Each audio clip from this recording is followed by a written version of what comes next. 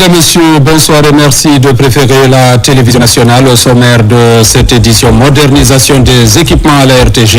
Ce programme en cours initié par le département de l'information va améliorer la qualité des images et du son au niveau de la grande maison. Une réunion sur les enquêtes liées à la traite des êtres humains et aux migrants disparus en mer s'est tenue au siège de la direction centrale de l'OPROGEM. L'idée, renforcer les méthodes de recherche et les capacités d'investigation. Anzéré-Corée, promotion de la culture et la créativité. Il s'agit de la 5e édition du Festival des Arts de la Forêt, une cérémonie pour la mise en valeur du riche patrimoine culturel de la région. C'est tout pour les titres. Une fois encore, bonsoir et bienvenue dans ce journal. 3e journée de l'évaluation finale 2025 à la primature. Les départements ministériels poursuivent la présentation des réformes opérées, des défis et autres actions engagées dans le cadre des contrats annuels de performance, infrastructure, transport, poste et télécommunications, habitat, pêche, commerce, petites et moyennes entreprises, enseignement supérieur, préuniversitaire et enseignement technique. Tous ont été entendus par la commission. Voici le compte-rendu signé Ousmane Bangoura. À la primature, le ministère des Infrastructures ouvre cette 3e journée avec un bilan axé sur le désenclavement et l'amélioration de la mobilité. En 2025, le département a réalisé plusieurs routes urbaines et interurbaines et finalisé des ouvrages majeurs à Conakry. Aujourd'hui à Conakry, le projet sur les 5 ponts ou des zones enclavées de Conakry, on a des ouvrages qui permettraient de lier les différents quartiers entre et aussi d'avoir des dessertes pour désengorger des carrefours et des zones complètement enclavées. Le ministère des Transports a présenté un rapport orienté vers la modernisation et la digitalisation de ses services. Nous avons eu 3 objectifs principaux. C'est d'améliorer et digitaliser le transport terrestre. Nous avons aussi digitalisé certains aspects des paiements et du suivi par rapport au secteur maritime. Et au côté aérien, nous sommes aussi en train de travailler pour améliorer le trafic aérien de la Guinée. Aujourd'hui, la modernisation de l'aéroport international d'Ahmed Sékou Touré est vue par tout le monde. Du côté du ministère des Postes, des Télécommunications et de l'économie numérique, les responsables ont insisté sur les contraintes rencontrées en 2025. Retard de décaissement et renforcement nécessaire des capacités opérationnelles. Il demeure des défis, parmi lesquels nous avons noté le retard dans le décaissement des ressources publiques. Parce que parler des activités, c'est d'accord, on est d'accord, mais encore faut-il que le département ou les services disposent des ressources suffisantes pour leur mise en œuvre. Nous avons également noté, n'est-ce pas, les questions liées au renforcement des capacités et des différents services du département. Parce que qui parle des départements d'activité, pas des hommes. Si les hommes qui les mettent en œuvre, n'est-ce pas, éprouvent des déficits en termes de capacités techniques et opérationnelles, cela pose d'énormes problèmes. Le ministère de l'Habitat a mis en avant un enjeu central, la sécurisation du foncier. Le département affirme que les litiges liés aux doubles attestations appartiennent désormais au passé, grâce à la digitalisation complète des procédures. Si vous prenez le tronçon fort autonome Palais du Peuple, vous avez vu les travaux d'envergure qui se sont engagés et nul n'est sans savoir que ça, c'est des œuvres gigantesques que l'habitat est en train de faire en charge de la voirie urbaine. Allez à Samatra, Symphonia Djobreka, vous verrez que les travaux sont en train d'être abattus là-bas et sur la route aussi de Kabilin-Kouria, la même chose est en train de se faire. Face à la commission, le ministère de la Pêche a rappelé les mesures entreprises pour réguler le secteur et soutenir les acteurs locaux. Malgré les contraintes budgétaires et logistiques, des contrats récemment validés permettent d'améliorer le fonctionnement du département. on a des difficultés en termes de moyens logistiques.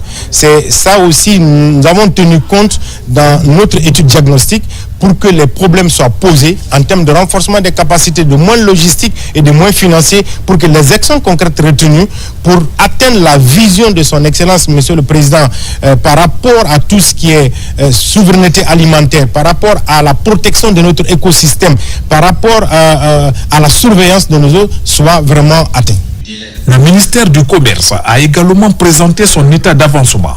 Les efforts portent sur la régulation des marchés, le contrôle des prix, la protection du consommateur et l'amélioration des circuits d'approvisionnement. Les actions que nous avons réalisées,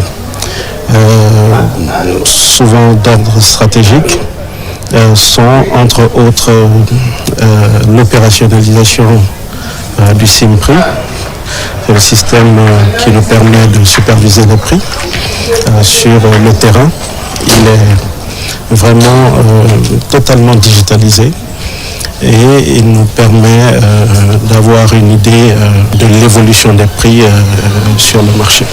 S'agissant du ministère des petites et moyennes entreprises, la Commission a reçu un rapport qui met l'accent sur l'accompagnement des entrepreneurs, l'accès au financement et la promotion de l'innovation locale. À date, on peut notifier des réformes et des actions majeures qui ont été menées au sein de notre département, notamment une nouveauté en Guinée, une cartographie de l'industrie appelée l'Atlas de l'industrie, l'accompagnement des PME avec le partenariat de certaines institutions financières en Guinée, des réformes qui ont été engagées au sein du département et autres.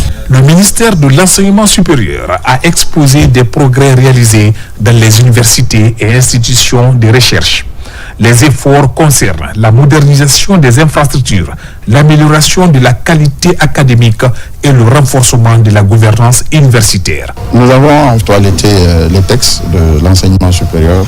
Nous avons de nouveaux règlements pour gouverner un peu les études au niveau de l'enseignement supérieur. Nous avons une plateforme unique de documentation pour permettre en fait aux apprenants d'avoir l'accès aux livres. Nous avons recruté des enseignants-chercheurs, aussi bien guinéens que non guinéens, pour améliorer le taux d'encadrement de nos institutions. Pour le ministère de l'Enseignement préuniversitaire, l'année 2025 est marquée par l'amélioration des conditions d'apprentissage, le suivi des programmes éducatifs et le déploiement d'outils digitaux au service des écoles. Il y a la pénibilité du métier d'enseignant aujourd'hui, c'est-à-dire le système de métier d'enseignant n'est pas attractif. Donc pour nous, nous sommes en train de se battre, c'est pour cela que vous avez vu le statut particulier des enseignants qui peut nous permettre aujourd'hui de rendre ce métier plus attractif. Sinon, dans les 15 prochaines années, avec les INTIC et le développement de l'intelligence artificielle, on peut se retrouver avec un manque criard d'enseignants. Enfin, le ministère de l'Enseignement technique et de la formation professionnelle a présenté les avancées liées au renforcement des centres de formation, à la mise à niveau des équipements et à la promotion des filières professionnelles. Les principales difficultés que nous avons rencontrées, c'est que nos textes organiques des différents services et des différentes directions, ces statuts ne sont pas encore validés et signés. Cette troisième journée d'évaluation s'achève sur la présentation des résultats tangibles et de priorités clairement définies. L'exercice se poursuivra avec les ministères restants afin d'établir un bilan exhaustif des performances gouvernementales pour l'année 2025. La coopération entre la République de Guinée et la Guinée équatoriale connaît un nouvel élan. Les deux pays multiplient les échanges et les rencontres pour consolider leurs relations bilatérales. C'est dans ce cadre que le vice-président de la Guinée équatoriale a reçu en audience l'ambassadeur de la République de Guinée. Compte rendu, Makeme Keleti Donzo. La relance des relations bilatérales entre Malabo et Conakry se poursuit dans un climat de confiance et de coopération. Cette dynamique se traduit par une série d'audiences entre hauts responsables des deux pays. C'est dans ce cadre qu'a eu lieu la rencontre entre le vice-président de la Guinée équatoriale et l'ambassadeur de la République de Guinée, Oumar Kandé. Nous avons parlé, par exemple, de la facilitation au niveau des visas sur le plan entre les détenteurs des passeports diplomatiques, les opérateurs économiques. Aussi relever le niveau des échanges commerciaux entre nos deux pays, en facilitant les investissements de part et d'autre, le développement d'axes stratégiques de coopération, que ce soit dans le domaine énergétique, dans le domaine agricole, dans le domaine des ressources halieutiques, mais aussi sur le plan diplomatique. Au cours de cette audience, le vice-président Théodoro Nguema Obiang Mangué et l'ambassadeur Kandé ont réaffirmé de part et d'autre leur confiance en la capacité des deux gouvernements à renforcer et à dynamiser davantage les relations d'amitié et de partenariat entre Malabo et Conakry. Le partage d'expériences dans plusieurs domaines, le méga projet Simanou 2040, nous savons que la Guinée équatoriale a le plan stratégique 2035, donc le partage d'expériences entre nos deux États pourrait nous aider à aller de l'avant et à mettre nos ressources naturelles en valeur pour le bénéfice de nos populations. Cette relance de la coopération témoigne de la volonté des deux chefs d'État de raviver l'amitié et la collaboration constructive héritée de leur père fondateur. Scrutin présidentiel à présent, 2 jours après les élections générales en Guinée-Bissau. L'heure est à la compilation des résultats. Les Bissau-Guinéens sont à l'attente des résultats de la Commission nationale des élections. En attendant, la mission d'observation de la CEDEAO a fait ce mardi une déclaration préliminaire par rapport à l'organisation de ce double scrutin. Reportage à Bissau, Adama Mohamed Keita, Mohamed Touré. En Guinée-Bissau, les missions d'observation de la CEDEAO ont publié leur rapport préliminaire après le déroulement des élections générales. La délégation sous-régionale présente dans plusieurs bureaux de vote salue d'abord le climat globalement calme et ordonné dans lequel les électeurs se sont rendus aux urnes. Deuxième point important de la déclaration, la CEDEAO souligne la bonne organisation du personnel électoral avec du matériel disponible et des procédures respectées dans la majorité des centres visités. Cependant, la mission rappelle la nécessité pour les acteurs politiques de maintenir un dialogue constructif afin de garantir la stabilité et la transparence pour la suite du processus. La mission a observé avec intérêt le déroulement du scrutin, tant à Bissau, la capitale, qu'à l'intérieur du pays. Dans cette déclaration préliminaire, la mission d'observation affirme que le processus a été transparent, de l'ouverture des bureaux de vote jusqu'à la clôture. Les petits manquements observés ne sont pas de nature à entacher la régularité du vote, qui s'est déroulé dans un climat démocratique apaisé. Nous saluons la maturité du peuple de Guinée-Bissau. Enfin, la CEDEAO affirme qu'elle poursuivra son suivi jusqu'à la publication des résultats définitifs et continuera d'accompagner la Guinée-Bissau dans le renforcement de sa démocratie. Élection présidentielle toujours, les préparatifs vont bon train pour aboutir à une élection inclusive et acceptée de tous en Guinée. Sur le plan de l'organisation, la Direction générale des élections DGE a lancé ce matin pour 2 jours la formation des acteurs électoraux sur le processus et les nouvelles dispositions relatives au vote et les opérations électorales. Reportage Amadou Touré, Abdul Razak Souma. Les préparatifs de l'élection présidentielle du 28 décembre 2025 s'accélèrent. À 34 jours du scrutin, la Direction générale des élections DGE lance cette formation sur les opérations électorales et la gestion de la logistique. La démarche vise à faire une mise à niveau de ces cadres sur le processus et les nouvelles dispositions relatives au vote et les opérations électorale. Nous sommes dans l'organisation d'une élection majeure qui est l'élection présidentielle. Donc il était important pour nous d'avoir cette formation avec l'ensemble des directeurs régionaux, préfectoraux, les préfectoraux qui vont relier la formation avec les chefs de services communaux afin d'encore davantage professionnaliser notre travail sur le terrain. Au-delà de cet aspect fondamental, cette session vise également à faire une présentation globale du matériel électoral spécifique à l'élection présidentielle du 28 décembre 2025. Partant de notre succès lors du référendum, il est question de reproduire ce succès pour cette élection majeure qui est l'élection présidentielle. Nous avons tiré des leçons durant le référendum et ces leçons, c'est la partie logistique et la partie opérationnelle. Donc c'est ce qui fait l'objet un peu de cet atelier-là.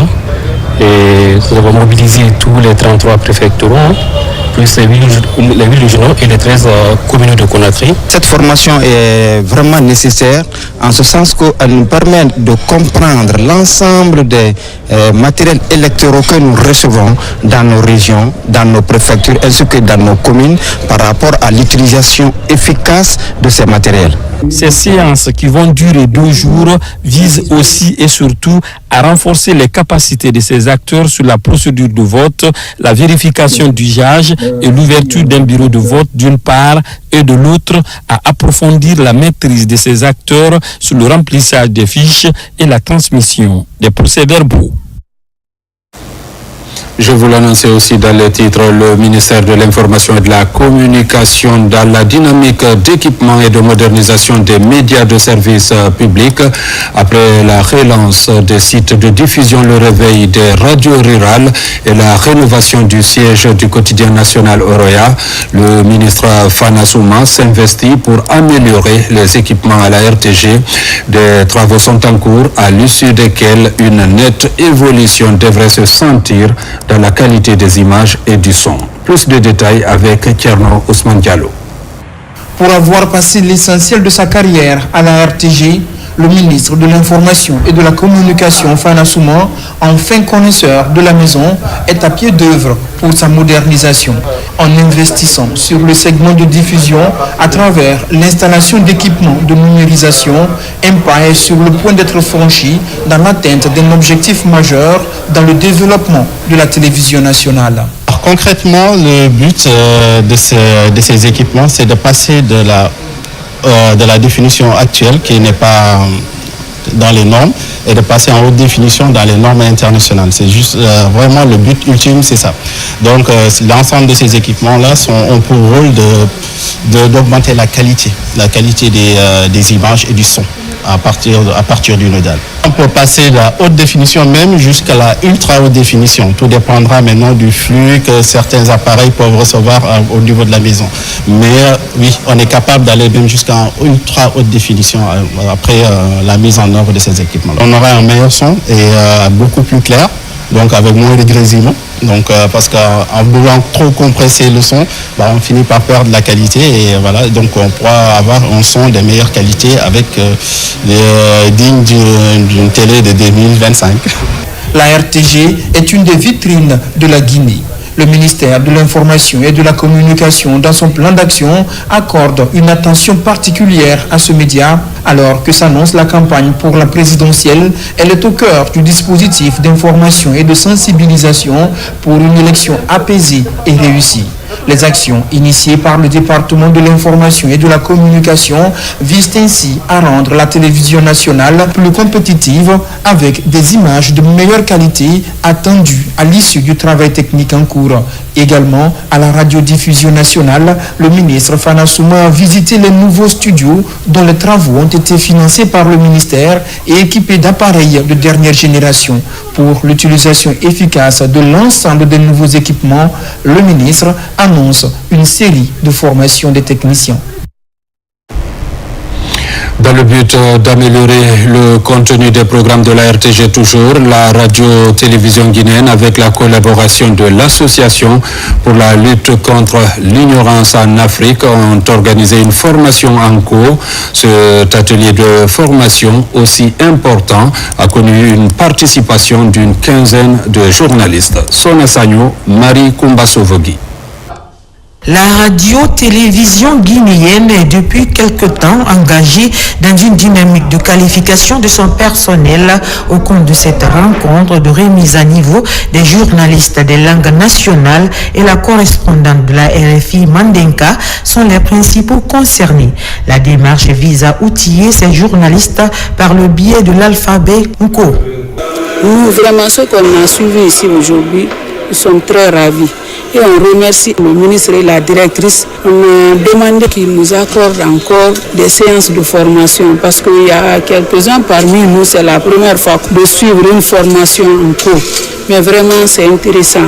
Cette formation, c'est une belle initiative de regrouper tous les journalistes qui parlent les langues nationales afin de perfectionner ces journalistes dans l'oralité, dans l'écrit. Je pense que c'est une bonne initiative qu'il faut pérenniser afin que nos langues soient valorisées à l'échelle nationale et internationale. La principale thématique est la maîtrise de l'orthographe standard du malinké. L'initiative est portée par l'Association pour la lutte contre l'ignorance en Afrique en partenariat avec la Direction générale de la RTG. Nous avons vu les termes administratifs, à commencer par la structure administrative même, à commencer aussi par, n'est-ce pas, le nom des départements ministériels, les termes techniques comme l'Assemblée nationale, comme la présidence, comme la primature. Nous pensons que cela va beaucoup améliorer leurs prestations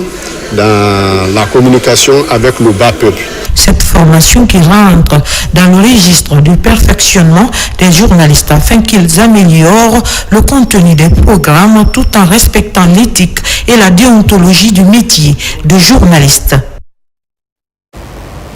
À présent, parlons de cet espace d'échange initié par les autorités du ministère de l'Agriculture pour présenter des enjeux et opportunités du secteur agricole, un tour d'horizon des actes posés et des défis qui restent à relever pour répondre aux attentes des producteurs. Fodé Camara.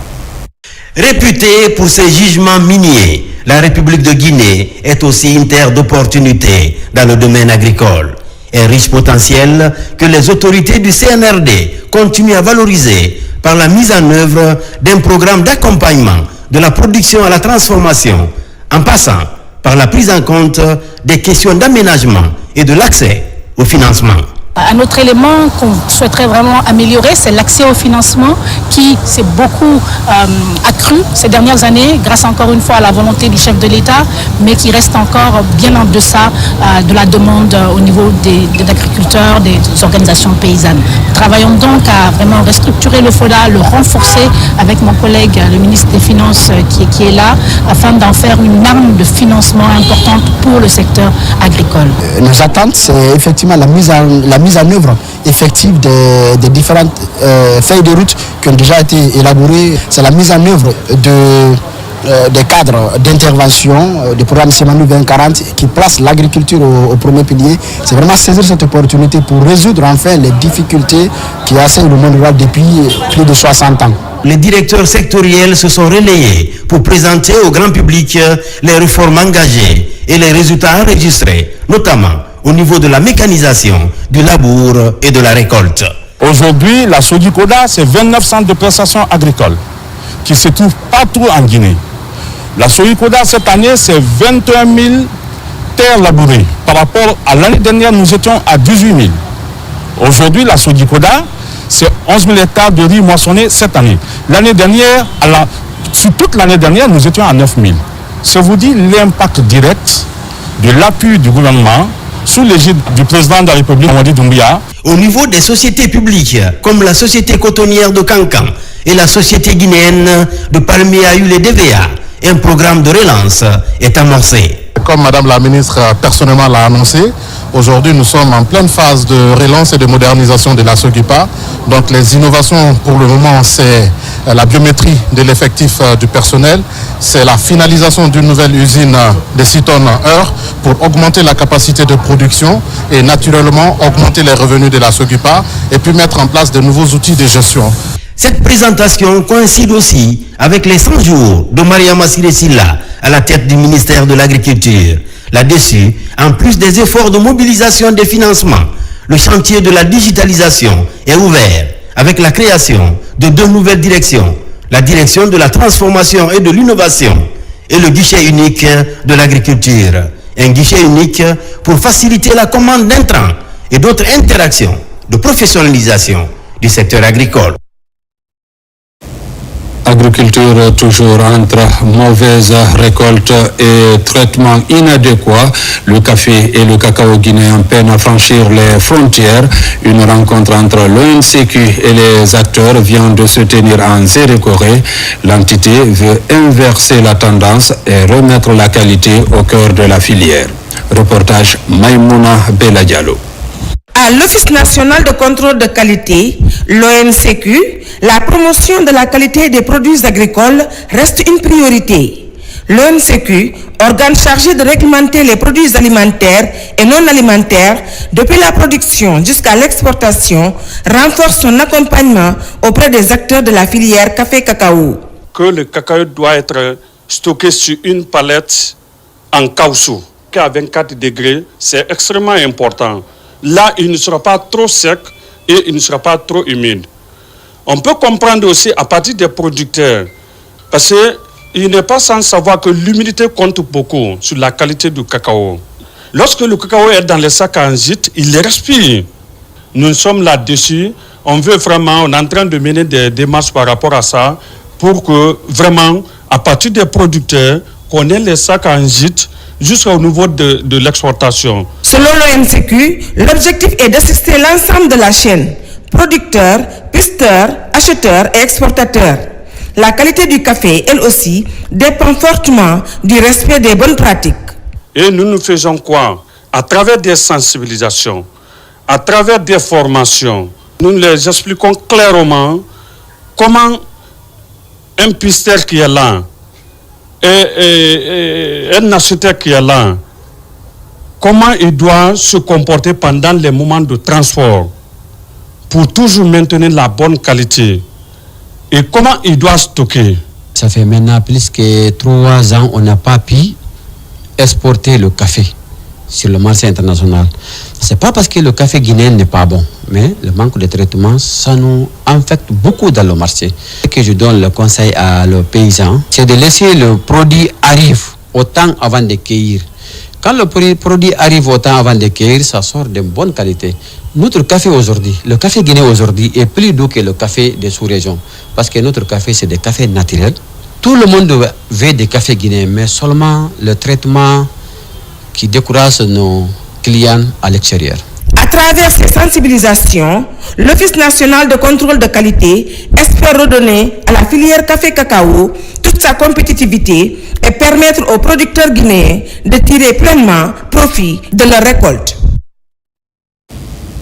Ce mardi matin, dans la commune de Matam, une réunion internationale basée sur la résolution des enquêtes liées à la traite des êtres humains et aux migrants disparus en mer vient de se tenir au siège de la direction centrale de l'OPROGEM. Objectif, renforcer les méthodes de recherche et les capacités d'investigation afin de lutter contre la traite des personnes et le trafic de migrants. Reportage Ibrahima Ibeka Kamara. C'est au siège de l'Office de protection du genre, de l'enfance et des mœurs au PROGEM que se sont ouvertes les activités de la réunion régionale consacrée à la résolution des enquêtes sur la traite des êtres humains et les migrants disparus en mer. La cérémonie d'ouverture placée sous le signe du partage d'expériences, du renforcement de la coopération, a réuni plusieurs cadres du ministère de la Sécurité ainsi que des experts venus des pays d'Afrique centrale et d'Afrique de l'Ouest. Il faut reconnaître que la traite des personnes et le trafic des migrants est au centre des actions prioritaires du gouvernement guinéen depuis le 5 septembre 2021, sous le leadership de son Excellence M. Mamadi Doumbouya, président de la République. Cette vision gouvernementale est mise en œuvre au niveau du ministère de la Sécurité et de la Protection civile par Monsieur le ministre général Bachir Diallo, pour lequel le PROGEM est un service stratégique qui mérite une attention particulière, car il est chargé de la mise en œuvre de la politique du gouvernement en matière de la protection des personnes vulnérables. Nous saluons la disponibilité, l'engagement et la collaboration exemplaire des autorités guinéennes qui ont rendu possible la tenue de cet important rassemblement. L'organisation de cette rencontre à Conakry témoigne de la confiance accordée à cette unité spécialisée de la police nationale. Monsieur le ministre me charge de féliciter et remercier très sincèrement la direction générale de l'Oprogem et l'ensemble de son personnel pour leur bravoure et courage qu'ils ne cessent de prouver sur le territoire national et au-delà nos frontières dans leur domaine spécifique. Pendant 3 jours, les participants bénéficieront de formations et de techniques destinées à démanteler les réseaux impliqués dans la traite des êtres humains. À l'issue de ce partage d'expérience avec les experts du secrétariat général d'Interpol de Lyon, ils seront davantage outillés pour combattre ce phénomène sur tous les fronts. Au niveau de la petite enfance, validation de la politique nationale pour les 10 prochaines années, un programme qui prend en compte plusieurs aspects de la protection des tout-petits. Le point avec Mohamed De Camara. Après évaluation de l'ancienne, la nouvelle politique nationale de l'enfance est élaborée et validée. C'est un document ambitieux qui prend en compte le renforcement, notamment du système national de protection de l'enfant. Cette nouvelle ambition du gouvernement en faveur des enfants guinéens se veut inclusive pour les 10 prochaines années. Le nouveau défi qui se présente dans le domaine globalement de l'enfance, vous avez l'addition à la cybertechnologie. Les enfants aujourd'hui sont très accros au téléphone, donc ça devient une menace pour eux. Il y a des menaces liées aussi aux crises récurrentes avec les crises sanitaires, mais aussi la question des crises catastrophes naturelles. Cette politique nationale qui nous réunit aujourd'hui est une avancée majeure.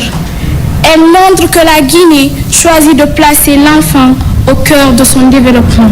Espoir ensuite que ce test ne reste pas qu'un document, que dans chaque village, chaque école, chaque foyer, cette politique devienne une réalité. La nouvelle politique nationale de l'enfance, qui va orienter toutes les interventions dans le domaine de l'enfance, a connu un appui des partenaires du gouvernement, notamment dans son élaboration. Ça a été techniquement validé donc, par l'ensemble des acteurs de la protection de l'enfance. En tout cas, nous, cet engagement témoigne de l'importance de la collaboration entre Terre des Hommes et le ministère de la promotion féminine, de l'enfance et des personnes vulnérables pour bâtir un avenir meilleur pour tous les enfants de la Guinée. L'ambition affichée de nouvelles autorités pour le Simandou 2040, dans lequel programme il y a également le volet bien-être qui concerne principalement aussi les femmes et les enfants. Il était temps que le gouvernement, le ministère, se positionne sur comment il peut capitaliser cet élan-là en faveur des enfants. Le cycle de vie de la nouvelle politique est de 10 ans.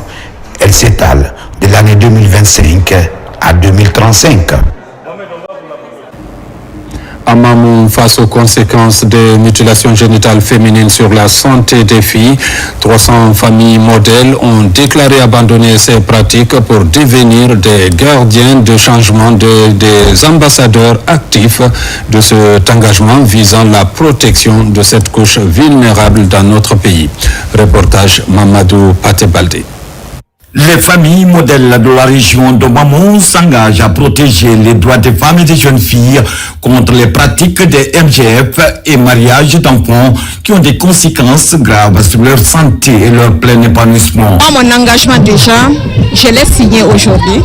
Je me suis dit que je ne vais plus le faire dans ma famille et je m'engage aussi en tant que présidente de l'association des femmes à sensibiliser des familles aussi pour que vraiment le quota, pour que ce soit 100%. Dans le but d'apprécier leur engagement, les 300 familles ont déclaré publiquement l'abandon des MGF et les mariages d'enfants grâce à la sensibilisation faite par les 30 familles modèles identifiées qui ont mené des activités de sensibilisation et de plaidoyer dans ces collectivités. Et nous allons travailler progressivement avec ces familles afin de continuer à toucher plus de familles, que les populations acceptent l'abandon de ces mutilations génitales féminines dans nos communautés. Initié par l'IST de Télécom en partenariat avec l'inspection régionale de la promotion féminine sur le financement de l'INFPE, ces activités ont été menées sur le terrain par l'ONG Maison Mère qui se bat pour éradiquer ces pratiques. La déclaration d'abandon que nous célébrons aujourd'hui est une étape décisive, mais non une fin en soi. Elle doit être suivie d'actions concrètes, continues et concertées, en éduquant les filles, en responsabilisant les garçons, en soutenant les familles et en pérennisant les acquis du programme des familles modèles. Partout dans les 10 collectivités de la région de Mamou, les mêmes messages d'adhésion à l'idée des femmes ont été expliqués pour le bien-être des femmes et des jeunes filles. Formation et sensibilisation à Farana des usagers de la route. Il s'agit de la Semaine nationale de la sécurité routière, une série d'activités organisées par le ministère des Transports à travers l'Agence guinéenne de la sécurité routière. L'objectif principal est de faire réduire de manière significative les accidents de la route. Reportage Ibrahim Aoulem Fofana. À Farana, l'équipe de l'Agence guinéenne de la sécurité routière à Guizère échange avec les citoyens et les acteurs impliqués dans la gestion de la sécurité routière. C'est la 4e édition de l'événement intitulé Sénazer avec pour thème Stop aux accidents, la sécurité routière, une priorité nationale. Nous sommes à Farana pour dérouler les activités de la Semaine nationale de la sécurité routière. Une semaine dédiée à la sensibilisation, à la formation des usagers de la route en général, mais plus particulièrement les conducteurs d'engins. L'accident constitue un des fléaux. Au-delà des maladies, c'est l'une des causes de mortalité aujourd'hui sur notre territoire. Prendre des dispositions afin que cela soit freiné, je pense que c'est un mouvement de soulagement. À la célébration de cette 4e édition, les acteurs locaux spécialistes et les autorités à tous les niveaux entendent fédérer les efforts pour lutter contre l'insécurité routière sur toutes ses formes. Ici, des panels, des campagnes d'information, de formation et de sensibilisation des usagers de la route sur le respect de bonne conduite seront organisés durant une semaine. Beaucoup de choses se passent sur la route comme désastres qui sont dus à l'ignorance. Ils n'ont aucune formation. Quand vous parlez à ces usagers, surtout les taxis-motos, du permis de conduire, ils vous diront que si ça existe. Ils ne savent pas que le permis, c'est par catégorie de véhicules. Il nous a appelé pour venir nous former comment éviter les accidents, comment on doit conduire la moto. Les gens devaient porter les casques, les peurs fermés, les deux rétroviseurs. Conduire aussi la moto, ça trouverait que tu n'as pas pris l'alcool. Cette semaine nationale de la sécurité routière Sénazer a pour vocation d'amener tout le monde à s'impliquer dans la sensibilisation afin que les risques d'accident de la route et les tracasseries soient réduits de façon significative dans cette ville. À Conakry, la dynamique de la refondation s'intensifie. Ce week-end, les ambassadeurs de la refondation ont pris place dans les quartiers de la Bellevue, Bianzin et Yimbaya, prêts à porter la voix des réformes et à mobiliser les populations pour soutenir le chef de l'État. Reportage Sona Sagnon. L'initiative des ambassadeurs de la refondation franchit une nouvelle étape. Ce week-end, ces représentants ont été officiellement installés dans plusieurs quartiers stratégiques de la capitale. La cérémonie est marquée par une forte mobilisation communautaire et un appel à poursuivre les efforts engagés par le chef de l'État. Notre pays, depuis le 5 septembre 2021, nous avons connu assez de mutations. On parle des ambassadeurs de la refondation aujourd'hui. Nous avons un rôle très important et un rôle crucial à jouer. Nous sommes un instrument du directoire de campagne qui est dirigé par M. Amadou Ouriba. Si M. le Président Mamadi Doumbouya lui a porté confiance pour guider justement sa campagne électorale, cela démontre à suffisance que chacun de nous doit s'aligner derrière ses orientations. C'est pour ça je tiens à préciser que les ambassadeurs de la refondation que nous sommes, que vous êtes, nous sommes un instrument d'abord du directoire de campagne, mais aussi un instrument après les élections. Les équipes déployées ont pour mission de rapprocher les actions de la refondation des populations, de recueillir leurs préoccupations et de renforcer la communication autour des réformes conduites par les autorités. Nous ferons tout le monde possible pour que ce qu'on vient de commencer continue. Nous ferons encore l'impossible pour conscientiser la jeunesse de la Bellevue, leur dire l'avantage de la refondation. Ambassadeurs de la refondation, depuis 2021, On sent que Mamadi Doumbouya, étant jeune, il a été quelqu'un de très spécial. On voit beaucoup de changements dans tous les domaines. Les responsables du programme annoncent déjà l'extension de l'initiative à d'autres quartiers de Conakry et à l'intérieur du pays. Et puis l'intégration de l'éducation environnementale dans les programmes scolaires. La problématique est au centre d'une séance de renforcement de capacité des chefs d'établissement scolaire à Zérékoré face au système éducatif et faire du système éducatif guinéen un outil essentiel face aux défis climatiques. C'est la motivation de l'ONG Guinée Écologie à travers cette initiative baptisée Éco-Citoyenneté. Compte rendu, Mamadou Alpha Baldé, lancé Kamisoko. Face aux effets des actions anthropiques, la résilience des communautés à tous les niveaux s'avère indispensable. Poumon écologique du pays, la Guinée forestière intègre une nouvelle dynamique dans la promotion de l'éco-citoyenneté. Désormais, les chefs d'établissements scolaires sont pleinement impliqués dans le processus.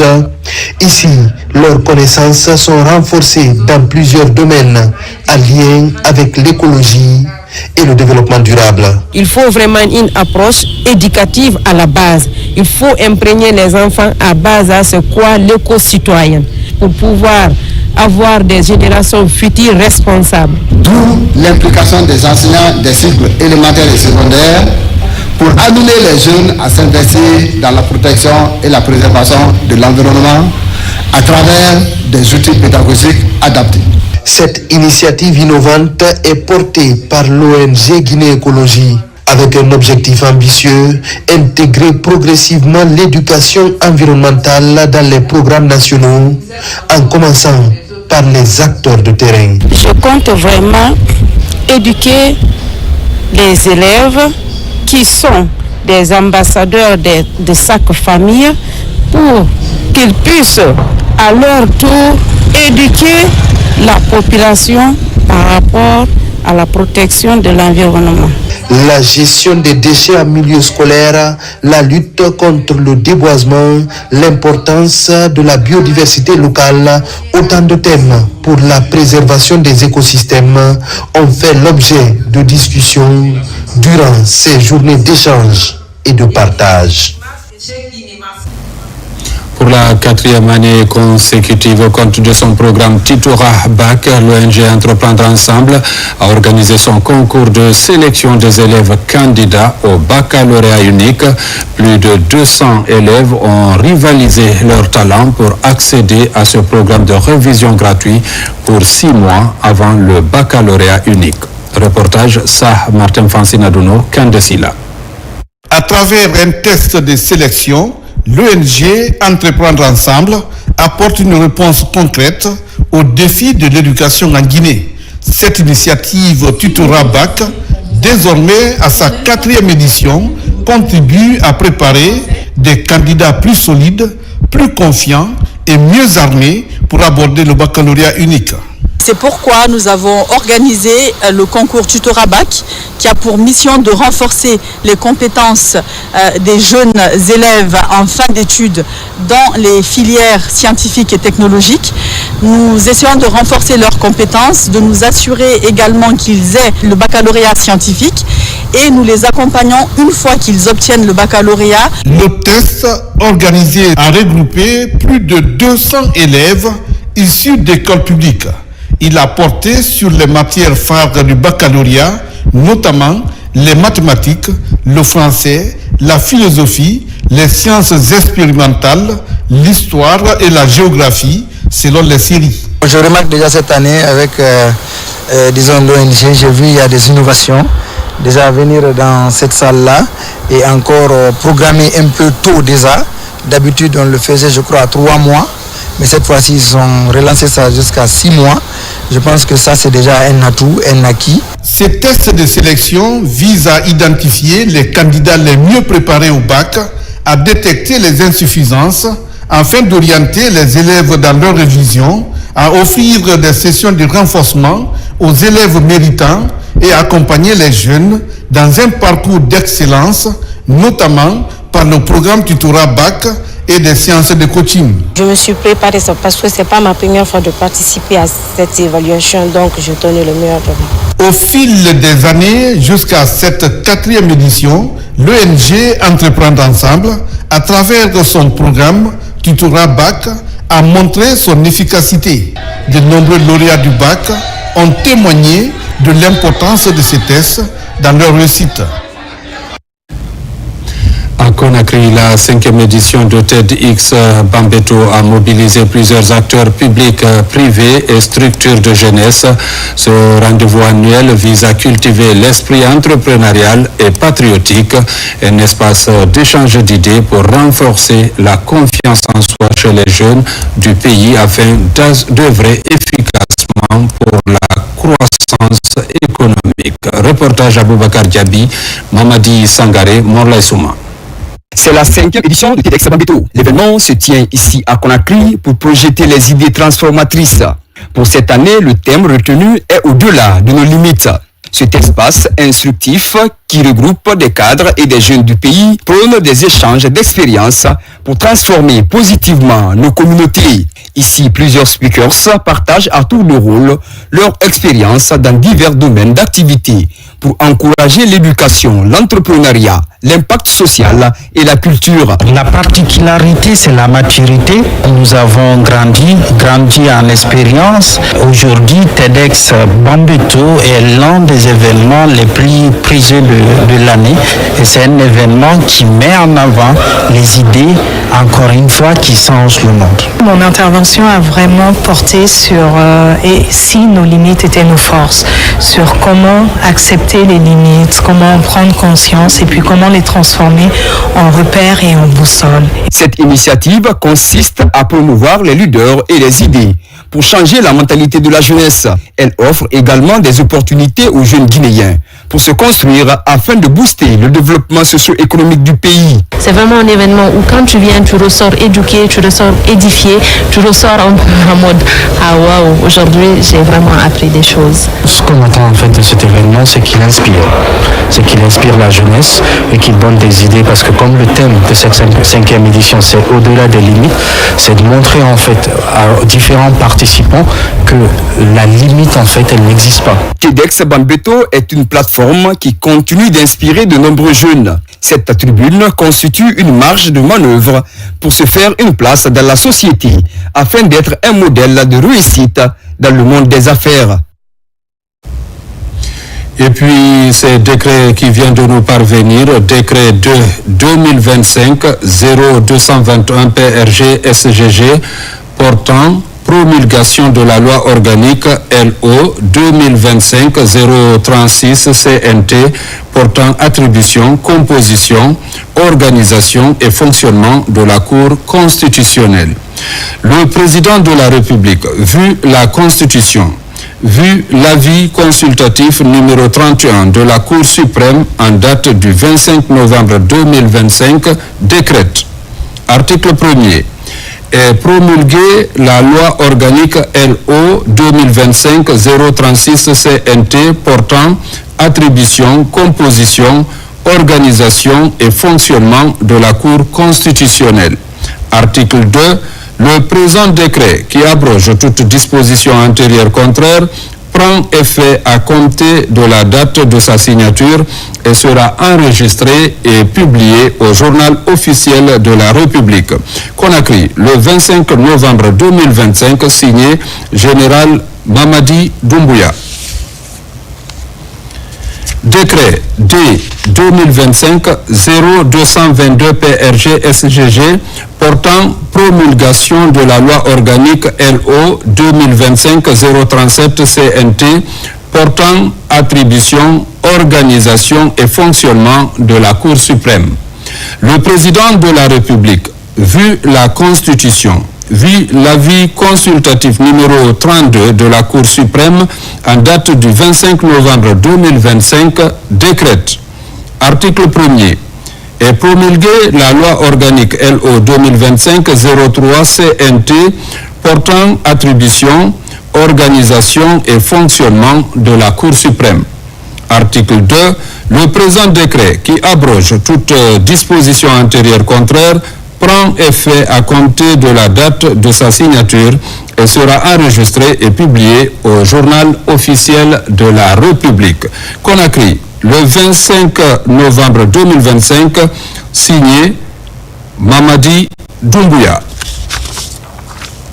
Décret D-2025-0223 PRG-SGG portant promulgation de la loi organique LO 2025-035 CNT portant régime des partis politiques et autres organisations à caractère politique. Le président de la République, vu la Constitution, vu l'avis consultatif numéro 30 de la Cour suprême en date du 25 novembre 2025, décrète, article 1er, et promulgué la loi organique LO 2025-035 CNT portant régime des partis politiques et autres organisations à caractère politique. Article 2. Le présent décret qui abroge toute disposition antérieure contraire prend effet à compter de la date de sa signature et sera enregistré et publié au journal officiel de la République. Conakry, le 25 novembre 2025, signé président Mamadi Doumbouya.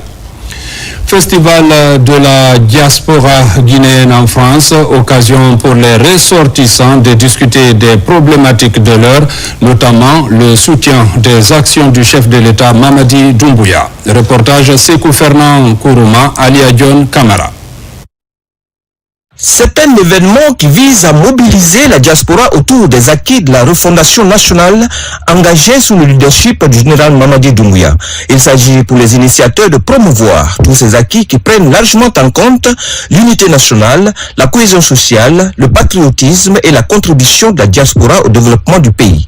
L'essentiel de cette rencontre a été orienté sur la définition des perspectives qu'il faut mettre en place. Le grand festival patriotique de la diaspora guinéenne est aussi une occasion de réflexion majeure sur le renforcement des liens entre la diaspora et les institutions de la République d'une part, d'autre part, la valorisation des conditions de la femme et des jeunes, puis la sensibilisation des leaders de la diaspora aux enjeux citoyens, économiques et sociaux liés à l'exécution du méga-projet Simandou 2040. Notre coordination n'est pas seulement une structure, elle est le reflet de l'unité, du patriotisme et de l'engagement citoyen de la diaspora guinéenne.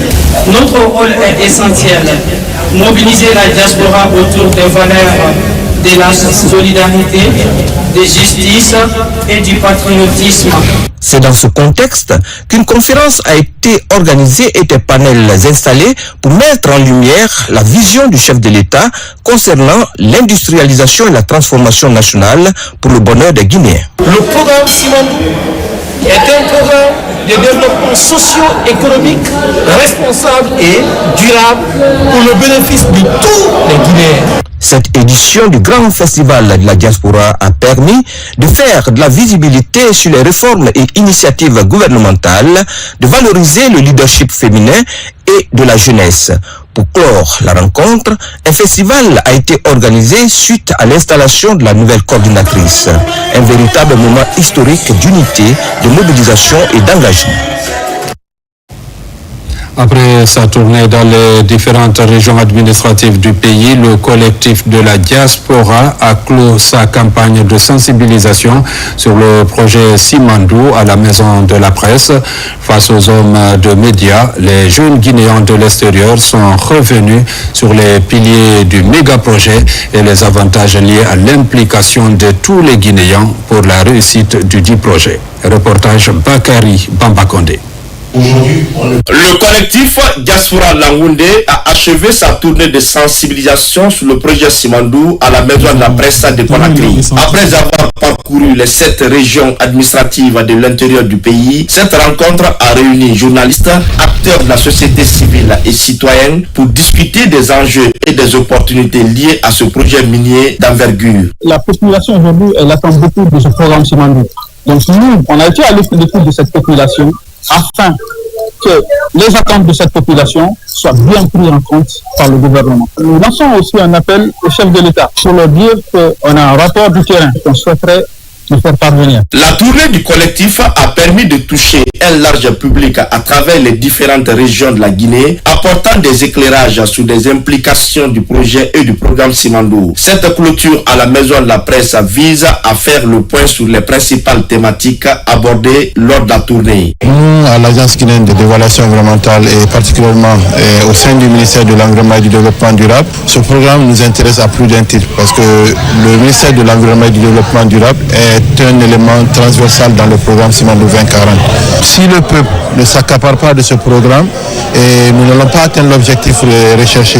Il y a une vision qui est très appréciée et que tous les experts à tous les niveaux indiquent que ce sera une réussite pour la Guinée et que ça permettra à la Guinée de sortir de la situation dans laquelle nous sommes. La mobilisation des citoyens, soutenue par une information transparente et accessible sur Simandou par le collectif Diaspora Langounde, est essentielle pour garantir que ce projet devienne un véritable levier de développement durable pour la Guinée. Dans le registre de la consolidation de la paix et du leadership féminin, des micro-projets sont lancés à Kankan, les bénéficiaires des sociétés civiles locales pour soutenir l'élan de développement du pays, la lutte contre la pauvreté, un enjeu important pour faciliter la mobilisation politique en milieu rural. Diamokaba. À Kankan, au sein de la société civile locale, de nouveaux micro-projets voient le jour pour plus de dynamisme et de performances. Les activités autour du leadership féminin et la cohésion sociale sont officiellement lancées. Les consortiums ODICO et DHD international sont des bénéficiaires fortement mobilisés pour promouvoir des projets sur le leadership féminin afin de soutenir la consolidation de la paix, l'éducation et la citoyenneté. Ces projets que nous lançons aujourd'hui vont toucher le cœur de nos communautés pour répondre de façon concrète aux défis liés à la gouvernance locale, à la paix, à la cohésion sociale, à l'inclusion des femmes, des jeunes et des personnes vivant avec un handicap. Ces projets d'une valeur cumulée de 100 000 € visent à renforcer le leadership féminin, la culture de la paix, de la citoyenneté responsable et de la cohésion sociale. Sur le terrain, ces projets portés par les organisations de la société civile vont durer 8 mois pour ODICO et 6 mois pour DHD. Ils sont mis en œuvre par le consortium catholique Relief Service, Rajdi et Enfants du Globe. Ces projets que nous allons implémenter dans la région de Kankan, à coup sûr, nous permettront d'atteindre toutes les couches dans les communautés que nous avons ciblées, à savoir les femmes, les jeunes. Au finish, Socidi va renforcer le rôle des acteurs pour une démocratie participative sur le chemin du développement local et du vivre ensemble en Guinée. En Zérekoré, l'université a vibré au rythme de la culture et de la créativité sous le patronage du ministre Félix Lama. La 5e édition du Festival des Arts de la Forêt a été officiellement lancée. Un rendez-vous qui rassemble autorités, artistes et jeunes talents autour de la mise en valeur du riche patrimoine culturel de la région forestière. Compte rendu Mohamed Salioupaï. L'université de Zérekoré a servi de cadre au lancement de la 5e édition du Festival des Arts de la Forêt. La cérémonie a réuni plusieurs hauts cadres, des représentants d'institutions ainsi que les autorités locales. Nous avons assisté à un engouement, à l'enthousiasme des étudiants et ça a été pour moi une opportunité de parler de l'activité de la SOGIPA, notamment l'agro-industrie, de partager notre expérience avec les étudiants et en tout cas de prendre l'engagement par écrit d'offrir une dizaine de places à l'université de Zérekoré en termes de stages sur l'année 2026. Aujourd'hui, la FAF qui est organisée ici doit être pérennisée sur les sites internet, sur les plateformes. Donc les jeunes en s'intéressant au numérique aujourd'hui peuvent vraiment tirer profit et être leur propre employeur. Ils ne vont plus attendre l'État. Pour cette édition 2025, les organisateurs ont élargi le programme en intégrant des panels thématiques. Parmi eux, les conflits récurrents entre agriculteurs et éleveurs, le rôle de l'intelligence artificielle dans la création artistique et les opportunités d'entrepreneuriat pour les étudiants. Le festival de la forêt a 3 objectifs. Le premier objectif, c'est de faire la Guinée forestière un carrefour musical, mais aussi également faire en sorte que nos valeurs ancestrales qui sont en train de perdre de valeur ou qui sont en train d'être mises en oubliette, qu'on puisse les réveiller pour que les générations futures que nous sommes ou après nous sachent que nous avons une identité à laquelle nous appartenons. Avec cette 5e édition, le Festival des Arts de la Forêt s'affirme comme un levier de cohésion, de formation et de promotion culturelle, avec l'ambition d'inspirer une nouvelle génération d'artistes et de créateurs de la région forestière. Mesdames, Messieurs, c'est la fin de cette édition. Merci de l'avoir suivi et bonne suite de programme sur la RTG.